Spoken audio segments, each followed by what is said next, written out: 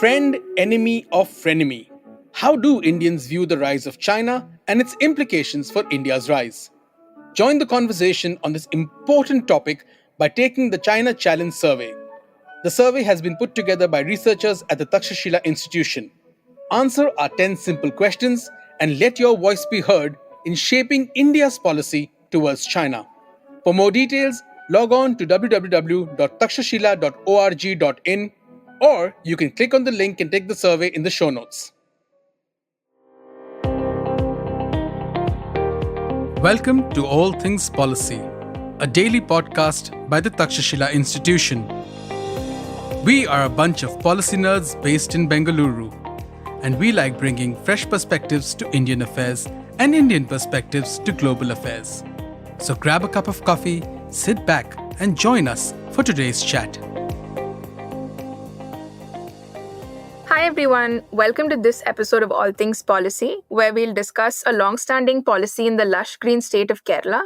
We're talking about a policy intervention to incentivize education in the state way back in 1963, with over 75% subsidy in ticket pricing for students traveling via buses. And it continues to this day in 2024. Can a policy with such noble intentions go wrong? Here to discuss this policy with me is Anushree Suresh, who has researched this policy in her association with the Center of Public Policy Research. Hi Anushree, welcome to this episode. Hi Shreya, really excited to be here and discussing this very interesting policy. Yeah, Anushree, this is something that not many people outside of Kerala will know about. Yeah. And so give us a background about how this started and why this particular policy was required in the first place. Yeah, sure, Shreya. Actually, right, you have mentioned in earlier that the concessional fare for students was actually introduced back in 1963. So the intention for this policy was to incentivize education and provide all students easy physical access to educational institution when the number of educational institutions were very less. So students had to travel some distance to access educational institutions. So by charging fares lower than the general fare, we were able to incentivize school education to certain sections of the society. And why here in this case study, why the private players are paying for this welfare scheme, that's the uniqueness about this study. I see. Yeah. So the private players are paying for this welfare scheme mainly because unlike a lot of state governments in India, so most of the state governments in India, we know that they set up transport undertakings or you have monopolies or usually large fleets who providing this transport service to state-owned buses. Undertakings and all these things. But in the case of Kerala, what is unique is KSRTC, the Kerala State Road Transport Corporation, not the Karnataka one, they only provide 25% of all these state carriage buses. Wow. So the remaining 75% is provided by the private sector entrepreneurs. Again, one unique factor here is it's not again owned by one or two companies. It's mostly large number of entrepreneurs who own one or two buses. So it's a large number of small entrepreneurs. And if you look at it, why this is an interesting model, because of that, especially few years back and all, one could see that Kerala is well connected because of its bus transport system provided by the private players. Okay. Wow. But like every sector, the sustainability of a sector, the long-term sustainability really depends on the full recovery of its cost. Of course. Yeah. Because the prices is not fixed by the market, but by the government committees. We see that private operators often cannot recover their cost of their operation. So along with, there are a lot of other regulatory barriers and there are a lot of factors that actually influence the decline of an entrepreneurial climate of a sector. So one key factor in this area is here the unintended consequences of student concession policy. Okay, wow. So, Anushree, just to track back to what you've said, right? So, you're saying 75% of all buses are operated by private bus operators. Yes. entrepreneurs, in small small entrepreneurs in Kerala. entrepreneurs. Yes. That is a really huge number. Yes. As a stakeholder group, you would think that they would have some say in how this policy is played out in all of these years, right? Yes. So it started in 1963. Yes, this concessional policy was started back in 1963. But although like private players playing a huge role, the government intervention in this sector is actually quite high. So like mainly if you look at it, there are two aspects that I would like to highlight here. One is like if you want to run a transport service on a specific route, the permit has to be issued by the motor vehicle department. That's the competent authority for it. So they make sure that there aren't too many services in that particular time of the day, because they want to control the minimum passenger load factor in the buses. Can that be controlled though? That's why they limit. So it's like a kind of a license raj that's the motor vehicle department is having. So like they control like how many permits of buses will be allowed in a particular route. In each route. Another factor where the government have a certain kind of control and limits the voice of the private stakeholders is like through fixing the prices. So passengers' fares are not determined by the market forces, like I have mentioned. So state government kind of appoints committees to study the cost conditions and then recommend passengers' fare. But oftentimes that leads to a lot of that seems like such an unnecessary thing for the state to be doing. Yes. So you're saying on any route, only X number of bus licenses can be on the road at any point of time. Yes. So there's a limitation on the number of permits allowed in a particular route. Wow, this says so much about the kind of revenue models also that a private bus operator has access to, right? If there is a set number of licenses and so set number of buses and that. Yeah. Okay, so overall it just sounds very disheartening for a... Yeah, and that's why like, if you look at it in the last 10 years from 2014 to 2024, the number of private buses that's running in Kerala has come down from 35,000 to 7,000. That's a huge decline. And because of the possession of the Kerala State Road Transport Corporation, the KSRTC, it has a very poor financial health at the moment, and its long time record of meeting the population needs is also like very poor. So because of this, it's very important that we continue to provide a sustainable ecosystem for these private operators to operate. It's very important because that vacuum of like private operators leaving this sector, road transport, is like, it's huge. So, and you're not able to fulfill it. So when we're talking about like climate change and the importance of like, moving towards public transport from private vehicles is like more important now.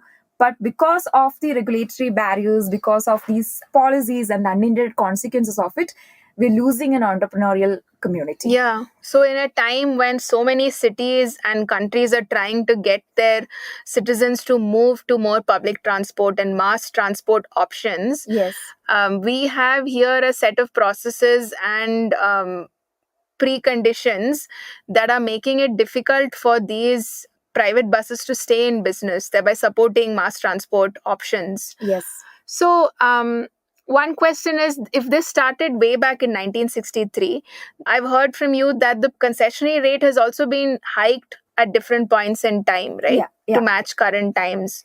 Yeah. So before that, like we have to look at the aspect of cross-subsidization in the pricing factor of passenger fare. So when they introduced this concessional fare policy in Kerala, so the government had the idea that like government fixes the prices through the committee's recommendations, and that like once the fixed costs are introduced, you will be able to recover the loss of this concessional fare through the passenger load that a bus would be getting. So basically they introduce this cross subsidization where when you fix the prices, uses the calculations of average kilometers run by the bus and average concessional load factor in the computation of it. Okay, let me explain like how that works. So if you imagine that the student passengers pay almost like 25% of the general passenger fare, then the equivalent passenger load that we use to calculate the price is the sum of the average general passenger kilometer per trip plus the average student kilometer per trip multiplied by 0.25 because we're considering 25% is the passenger fare. Right. So the assumption is that the operator should get the cost plus return on investment.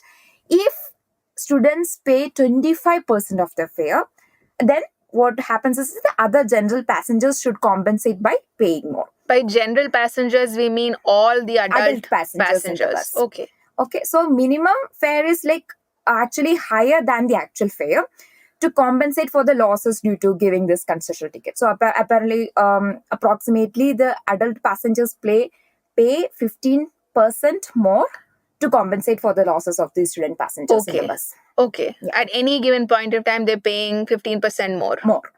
That's just for this one purpose. Yeah, that's how they fix the prices. Okay.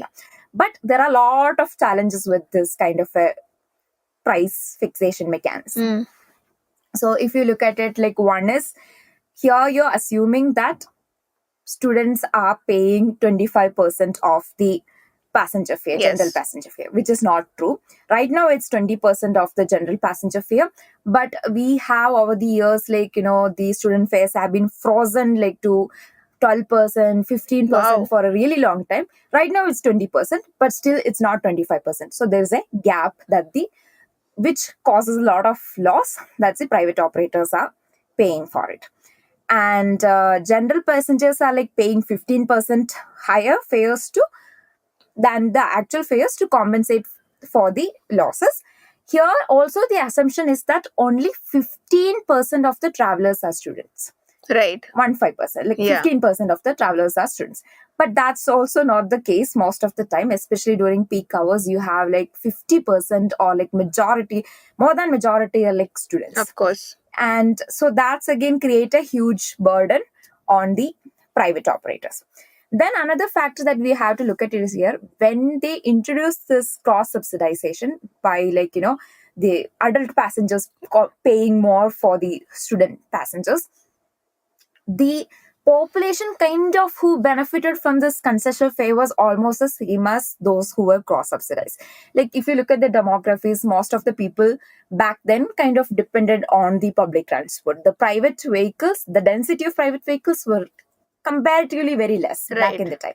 But right now, by private vehicles, we mean cars and two-wheelers and independent transport. Yeah. So, for the purposes of this podcast, anytime we say private buses, we're still saying as a service provider for public transport. Yeah.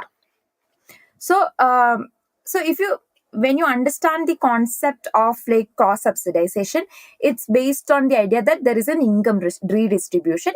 And here you have to understand that it's necessary to characterize the population dependent on the public transport in Kerala. But if you look at right now, what is the situation is, nearly 1 in 4 families in the state has a car, and almost like 95 lakh motorcycles are registered like last year.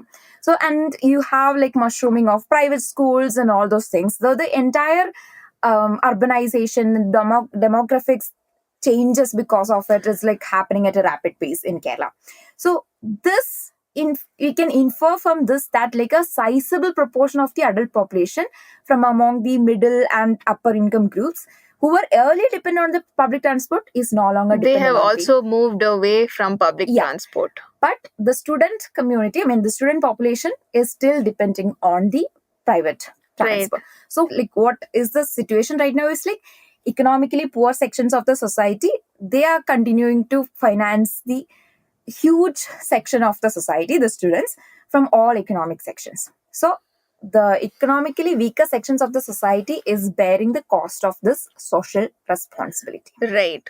So you have economically weaker sections of society who are dependent on public transport, and students who are mainly the main travelers of public buses in Kerala. Yeah. And we have this adult population who are themselves strapped for cash, paying for this huge student subsidy. Yeah. Correct? Yeah. And a bulk of the erstwhile passengers, adult passengers, have now moved out to other private ways of transport. Yeah. This is... And plus, because although the cross-subsidization is not enough, you have a huge loss, huge burden of the student concession being borne by the private operators. Right. So Yeah. that gap, someone has Yeah. to fill the gap, and right? that's Yeah. private operators right now. So, Okay, yeah. so this is a huge hit for like entrepreneurship in Kerala Yeah. and public transport Yes. as well, right? Yeah. You need to have public transport running Yeah. at all times without an issue. Yes. So because of all this, barriers that you put for the entrepreneurial community, that causes a lot of issues. Like it causes a lot of unintended consequence actually. Like I said, the numbers of private operators who are running buses in Kerala has come down. We have hardly like 7,500 buses right now who's running in Kerala right now. And because like 50% or more of the passengers are students during the peak hours, this leads to a considerable loss for the operators. So the long-term sustainability of a sector is like being questioned. That's Right. like they're not able to recover their cost of operation. So that is leading to a huge issue in the society where you see a lot of agitated behavior by the bus operators, Bus conductors operators. towards the student community. Okay. So oftentimes, like you see, there are like a lot of fights, a lot of issues. There's a lot of hostile behavior between like these two groups. So that's also creating a society issue there. Small because things of it. escalate quickly, Yeah, huh? Okay. Yeah. So, just one question for the adult population, are the prices continuously increasing to cover for this gap? So again, price is fixed by the based on the recommendation these committees provide. So the committees are mostly like the government they look into it. Oftentimes it's not really adequate because there are a lot of issues with government fixing the price. So when you let the market decide the prices for something, it looks into the sustainability factor. It makes sure that there is a certain return of investment and all those things. But right now, since the government is fixing, that's totally going against the economical calculation. Lots of cost. distortions. Yeah, it's like totally like the market is not able to. It's a government intervention that's stopping the market to look into it and address it in a more sustainable manner. So definitely like the cost of return is like really less. And also when the prices are being fixed, there are a lot of other challenges, like they look into the average kilometer run, and like they also assuming that the bus is running in full capacity, which are all not the Which is situation. not always the case. It is not. So what happens is like because of that, definitely there is a huge loss that private operators already like paying because of the market failure or the government intervention in that case. Price as a signal is just not working. Not working. And along with that, you add the burden of the student concession also on the private operators. That is a huge disaster. And on the existing travelers of Yes. These buses. Yeah. Oh, this is quite a pickle Yeah. to unravel, right? Yes, And yes. so, what are some hopeful improvements that have come in this situation? So that's actually like a very Nothing to difficult hope question. for. I mean, I feel like although we are trying to have these kind of conversations, due to certain political economy of the state and all these things, we're not able to have very economic focused conversations on these topics. Right. So even when we had certain back when I was working in CPPR, the Center for Public Policy Research, we had certain conversations with the private operators to understand all these problems, and also we tried to talk to a lot of like other policy decision makers also.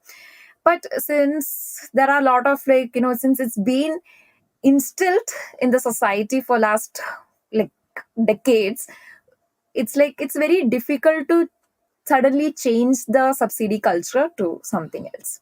Right. So what we can do is like maybe the ultimate aim should be that private operators shouldn't be paying for a welfare scheme. So it should be like somewhere subsidized, or somewhere the money has to to be returned to the private operators. Right. So it doesn't make sense like a private operator or private entity is paying for a welfare Even an scheme. individual. Yeah. So you need to have certain kind of policy for something as basic as transport, city transport. Yes. So like since it's also the goal of the society as well as the government to make sure that we are moving towards a more greener, sustainable options of transport. So bus definitely can bridge the gap there and look into all these aspects. But because of the problems, the unintended consequences of these kind of policies, we are losing that kind of an entrepreneurial climate. And That is just so Yeah. sad. Now I understand why every other day there's a strike in Kerala. Yeah. It makes so much more sense now. Yeah. Yeah. So this is really tough for entrepreneurs and just for people who are traveling in public transport as well, right? It looks like everyone's just disincentivized to Yeah. take this form of transport seriously. Yeah, and it doesn't make sense to me that like the poorer sections of the society are punished for using public transport or like penalized for using public transport. Like it shouldn't be cross subsidization. I'm not sure like how much that is working out, because in this case definitely it's not. So we have to look into alternate policy tools to address this problem. Right. I think that should be one starting point. Yeah. And then sort of figuring out how private players in public transport can be compensated better. Yeah. Or regulatory roadblocks can be removed so they are free to transact in a way that's suitable to them. So we actually looked into various options, like, there were suggestions of like introducing voucher system where, the government issues vouchers to students, to eligible students. Right. And the bus conductors, they present the aggregates of these vouchers to certain designated authorities and collect the equivalent cash. But since this is again like we are not having any monopoly, it's not run by any public undertaking. So we are like have this large number of entrepreneurs. So when you introduce such kind of like a method of subsidizing also creates a lot of unintended consequences. It will lead to high administrative cost and could also lead to problems like a scope for manipulation or rent seeking behavior and all those things. But that's still a different problem from the kind of problem that the state is having right now. Slightly able to address the problem of like private operators are not paying for it. But I think still a voucher system or like direct benefit transfer where you kind of transfer the benefit or the cash or like all those things to the eligible children. So that way we will be able to address the issues with the private operators community in Kerala. So this all reeks of a huge like trust imbalance as well, Yes.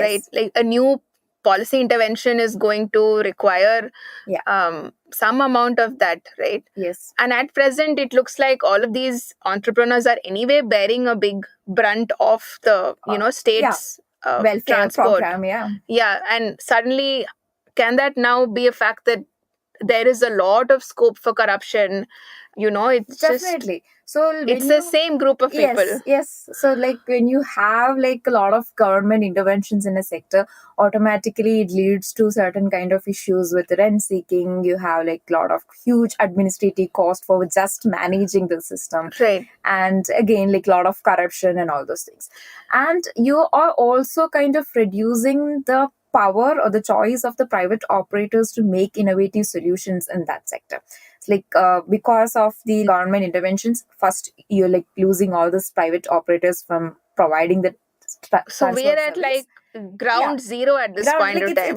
It was like one of the successful models in India for like providing that private players, the small entrepreneurial private player community is providing a large network of service across Kerala. Right. So like we are like actively destroying that kind of that close-knit ecosystem. Entrepreneurship ecosystem is being like destroyed. So when we are talking about ease of doing business and all those things like widely, we have to look into like why we need to have these kind of like policies without looking into the unintended consequences. Definitely student concession played certain kind of an impact in like incentivizing education. Right. At in that point whole of time. state, right? Whole state. So probably you could say that like Kerala is one of the like, the education, everything is like really good standards. So definitely it might have played a good role. But we need to go back into these policies, have certain kind of revision and make sure that like it's well adapted to the current state. Yeah. And also support the entrepreneurial climate of the state. Yeah. Going by what you said, like with if the demographics have changed so much in the last 30-35 years, then there has to be some sort of relook at the policy to see if existing terms work for the practitioners on the ground, right? Yes. Otherwise, it's just a job half done. Yeah, it is. So that's why like we need to revisit these policies, and like we need to have more policy conversations, and not just conversation but like actively identify the problem and look for solutions and fix it immediately. Yeah. There was some quip outside about a lottery system working. I don't know how serious that was, but Yeah. but yeah, I think going into a policy discussion saying, oh, that's a lot of administrative effort is a bit of a cop out. You have to still list out all your options. That's why, like, if you look at the wider political economic climate of Kerala, also you have a lot of like people moving out of Kerala or India for that matter for like better opportunities and everything. So one factor where you can actually see there is also like why we in Kerala was not able to provide an entrepreneurial climate or like support businesses or business communities in Kerala. So we have to go back and see like what are the like larger regulatory barriers, the institutional problems that's limiting the entrepreneurial community to emerge in a state like Kerala, where there are actually a lot of opportunities for growth. Right. Wow. So it looks like a much larger problem. This is like symptomatic of a much bigger issue. Yes. Because similar practices will be in other areas outside of transport as well. For sure, yeah. Like I think we need to look into all these aspects. Like in generally, if you like in ease of doing business situation in Kerala is also not really good. I think it's like placed 15th or something across, considering all the other states in India and all those things. But definitely there are a lot of things that we can improve. Why private operators in the bus transport is something that we can actually take up and like do is because that's the one successful model that had existed for like years and years now. So like instead of like starting something new, there is a well operating model we have. So identify the problems within that sector, make the fixes, and then you make sure that that ecosystem is like sustainable for this. Do you think this is a case of, oh, this model has worked so well in the past, let's not touch it kind of a attitude? No, it's mostly like there is lack of acknowledgement among the like policy circles that like this is a successful model. So there is like they kind of look at it not from a business model perspective but more of a like, oh, this is a service sector. But even if it's definitely transport is a service sector, but like how do you make sure that it's sustainable? That's the only way a sector would go in a long term like sustainably. Yeah, you can't say transport. You can't look at transport administratively with 75% of transport operators from the private So field. you have to look at it at the business model, how we can make sure that this is like going well and all those things, whether they're getting the cost of operations, or they're getting the returns on their investments and all those things. Then you can make sure that the sector is thriving.